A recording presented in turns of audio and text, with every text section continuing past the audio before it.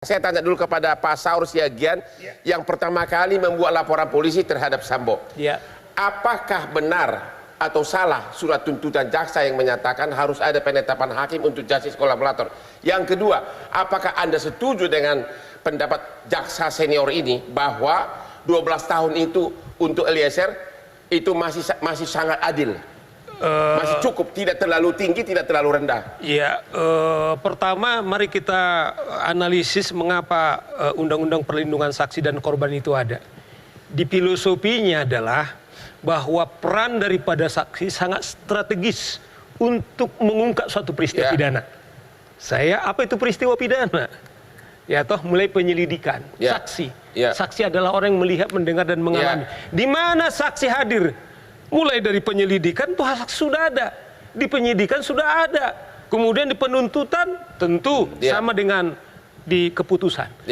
Sekarang kita analisis ini Eliezer, apakah dia ini justice collaborator? Undang-undang memerintahkan seseorang ditetapkan sebagai justice collaborator bukan jaksa.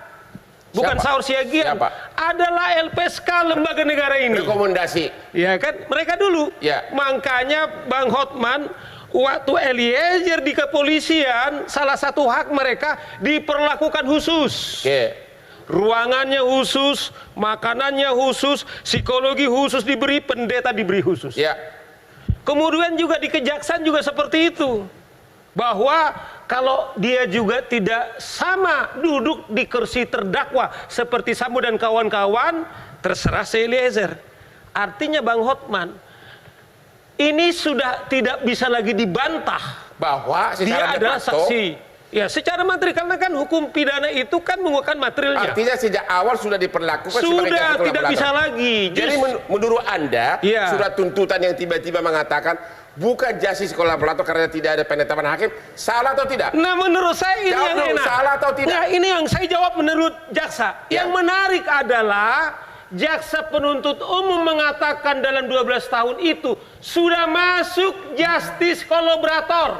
Artinya adalah mau tidak mau jaksa kalau tahu hukum sebagai penegak hukum, dia tidak hanya tunduk kepada undang-undang kejaksaan, tetapi tunduk kepada seluruh undang-undang.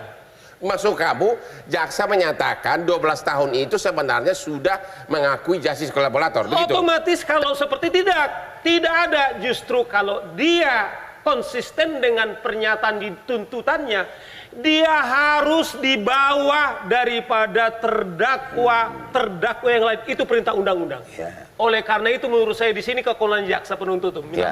Harusnya di bawah kuat sama harusnya di bawah 8 tahun harus begitu. Bahkan bisa perdebatan, bisa juga seperti apa yang dikatakan oleh kuasa hukumnya, karena dia adalah yang melakukan kejahatan tidak punya niat untuk membunuh, bahkan berpotensi dia dibebaskan. Nah, konyolnya Bang Hotman, jaksa saya lihat Mbak Yenti sudah salah dia, dibuatlah kesempatan konferensi pers untuk membela, malah menurut saya konyol. Nah, kalau dia konsisten menurut saya, mari kita lihat pernah jaksa katakanlah dalam kasus Muchtar Pakpahan.